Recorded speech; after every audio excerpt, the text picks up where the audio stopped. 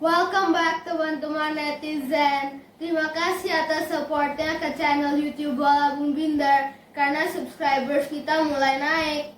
Sudah berapa total subscriber dari channel YouTube Bola Bung Binder nih Bung Jas? Sudah 74.300 orang yang subscribe. Wow, luar biasa support dari teman-teman netizen yang merupakan pecinta dan penggemar olahraga sepak bola dan yang juga selalu kita sambut dengan 5B. Apa itu 5B? Budiman, bijak, baik, benar, dan bahagia. Oke, saya tambahkan satu lagi deh, sehat ya. Kita mengharapkan bahwa teman-teman netizen siapapun dan dimanapun yang menyaksikan video terbaru ini berada dalam kondisi kesehatan yang prima. Di video terbaru ini, Bung Jas, kita akan membahas tentang tim apa? Persipura Jayapura. Persipura Jayapura salah satu tim yang sukses untuk beberapa kali menjadi juara di Liga Indonesia setelah ada penggabungan dari klub-klub kompetisi Perserikatan dan juga klub-klub kompetisi Galatama yang bersatu. Persipura Jayapura adalah tim yang sukses pada saat juga pernah dilatih oleh Jackson F. Tiago yang sekarang kembali menjadi pelatih kepala dari Persipura Jayapura yang sudah memulai tugasnya dari musim lalu. Tidak tahu musim lalu nih teman-teman, bahwa Coach Jackson F. Tiago, pelatih yang syarat berpengalaman, sebagai pelatih juga dari Persebaya Surabaya yang pernah membawa Persebaya menjadi juara, kemudian membawa Persebaya menjadi juara saat ia masih bermain sebagai pemain profesional sepak bola di Indonesia, kembali ke Persipura Jayapura di perjalanan musim lalu. Persipura sudah memainkan 7 game musim lalu, tapi setelah itu baru kemudian Jackson F. Tiago bergabung menggantikan Luciano Leandro. Dalam 27 game tersebut, Persipura hanya kalah 6 kali. Itu sebuah rekor yang fantastis, dan mereka juga kalah mayoritas melawan klub-klub besar. Saya perlu mencatatnya, maka itu saya perlu melihat catatan saya. Persebaya, Persib Bayangkara, dan juga ada Persija dan PSM Makassar. Artinya tim ini mulai berkompetisi secara ketat dengan tim-tim lain.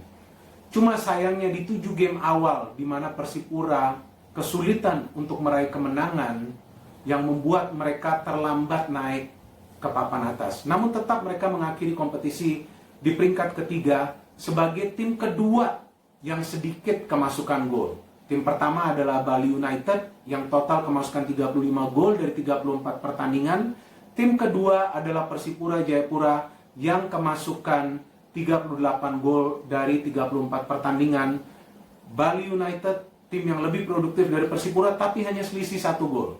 Bali United yang menjadi juara bisa mencetak total 48 gol, Persipura total mencetak 47 gol. Yang menjadi persoalan adalah Persipura banyak meraih hasil seri dan juga kalah. Dalam 3 pertandingan awal, Persipura sudah bisa meraih 2 kali kemenangan, melawan PSIS Semarang di game pertama, dan kemudian game terakhir sebelum kompetisi diberhentikan sementara melawan Persebaya Surabaya, di mana Persipura bisa menang dengan skor 3-4. Ada satu kekalahan yang Persipura menderita di kandang dari Borneo FC dengan skor 2-0. Dan memang Borneo FC adalah tim yang permainannya bagus, terbukti mereka melawan Persija pun kalah tipis, bahkan memberikan perlawanan kepada Persija Jakarta. Dan itu adalah first game dari Persipura away, sehingga saya kira tidak mudah juga ya bagi Jackson F. Tiago untuk bisa menerapkan strategi yang sesuai dengan banyak pemain baru yang masuk ke Persipura Jayapura musim ini. Nah, Bung Jas, kan game terakhir Persipura ini melawan Persebaya Surabaya. Iya, benar. Persipura menang dengan skor tipis 3-4. Tapi bukan skor tipisnya, mereka bisa mencetak 4 gol di luar kandang. Iya. Dan membawa pulang kemenangan. Dari game tersebut, kamu melihat penampilan Persipura itu seperti apa? Ya, kalau saya melihat pemain-pemain Persipura pintar. Pintarnya artinya apa? Cara bermain mereka pintar? Atau apa yang kamu bisa melihat bahwa Persipura ini permainannya pintar artinya cerdas? Ya, mereka intelijen. Oke, ya intelijen artinya pintar. Maksudnya mereka mengandalkan intelijensia dalam bermain ya. Tadi yang seperti Bung Jas katakan, pintar, intelijen. Ya, artinya mengandalkan otak mereka untuk bisa menyusun serangan dan juga melakukan penetrasi ke pertahanan dari tim lawan dengan teknik tinggi. Maka itu dalam game-game mereka, di 3 game awal, kita tidak melihat bahwa pemain Persipura ini mengalami kelelahan menjelang pertandingan berakhir. Karena mereka pintar dalam urusan mengatur tempo permainan. Mereka juga coba untuk memancing para pemain dari tim lawan untuk keluar dari posisi mereka masing-masing. Yang membuat serangan kilat mereka, apakah itu counter attack ataupun fast break, mematikan. Dan mereka juga kali ini memiliki pemain-pemain yang mengandalkan visi permainan untuk bisa menyusun serangan. Thiago Amaral, Todd Rivaldo Ferre, Muhammad Tahir, dan juga Gunasar Mandowen, ditambah juga dengan Ferry Pahabol, ada juga Boas Solosa. Banyak sekali pemain-pemain yang berada di skuad Persipura yang memiliki visi permainan yang baik. Dan itu sangat menguntungkan bagi Persipura Jayapura, terutama pada saat mereka bermain di luar kandang. Ya, ada Ian Luis Cabes juga yang masih bertahan di tim. Fridolin Yoku, salah satu pemain baru yang direkrut. Musim ini ada Silvano Convalius, pemain yang sebelumnya bermain di Arema FC, tidak produktif, tapi di Persipura juga kita melihat ia juga ditempatkan sebagai pemain yang bisa melakukan pergerakan tanpa bola. Dan yang menarik bagi Persipura Jayapura adalah pada saat Boas Solosa ditarik keluar karena cedera melawan Persebaya Surabaya, tim dari Persipura Jayapura tidak mengalami kesulitan untuk mencetak banyak gol dan juga memenangkan pertandingan.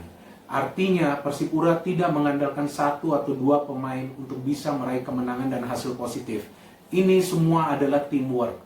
Dan semua kreditnya juga perlu kita berikan ke pelatih mereka yang sudah kembali lagi, yaitu Jackson F. Thiago. Yang musim lalu ia tidak memulainya dari pramusim, musim ini ia memulainya dari pramusim dan bisa menyusun kekuatan tim ini secara rapi, menyusun formula terbaik bagi tim ini. Karena banyak pemain-pemain baru yang bergabung, maka itu mereka mengalami kekalahan di game kedua. Apalagi di game kedua melawan Borneo FC, Arthur Dakunya sudah mendapatkan kartu merah di awal-awal pertandingan. Itu juga menyulitkan Persipura untuk bisa fokus pada serangan di kandang lawan Borneo FC yang juga kita tahu permainannya apik. Banyak pemain-pemain senior juga yang masih bertahan di Persipura Jayapura. Dede Sulaiman, penjaga gawang, Ricardo Salampesi, Justinus Pae, ya. Kemudian kita tahu Boas Solosa yang tadi saya sebutkan, Ian Luis Cabes, Muhammad Tahir. Banyak sekali ini pemain-pemain lama yang masih bertahan di Persipura Jayapura yang lebih menguatkan mental secara tim. Karena pemain-pemain lama yang masih bertahan pernah merasakan gelar juara. Artinya mental juara di antara para pemain lama ini juga ditransferkan ke pemain-pemain baru yang berada di skuad Persipura Jayapura. Dan ini baru saja permulaan bagi Persipura. Saya yakin bahwa Persipura Jayapura bisa semakin hebat karena jumlah pemain-pemain muda yang berada di sini. Saya belum sebut juga pemain Marinus Wanewar. Betul kan? Marinus adalah salah satu pemain muda juga yang masih berada di skuad Persipura Jayapura, tapi ia belum turun membela Persipura Jayapura. Jadi bagi saya, Persipura Jayapura memiliki peluang besar untuk kembali menjadi tim yang hebat, yang bisa meraih gelar juara di kompetisi sepak bola Indonesia seperti yang pernah mereka lakukan di era Indonesia Super League dengan beberapa kali menjadi juara, bahkan sempat menembus ke partai final di 2014 sebelum dikalahkan oleh Persib Bandung melalui adu penalti. Bung Jas, what's your last message? Terima kasih teman-teman yang telah subscribe, tekan tanda bell, dan like, komen juga, dan share juga ya. Oke, kita akhiri saja video terbaru di sini. Terima kasih sekali lagi support dari teman-teman netizen. No hate, Only football. salam sepak bola.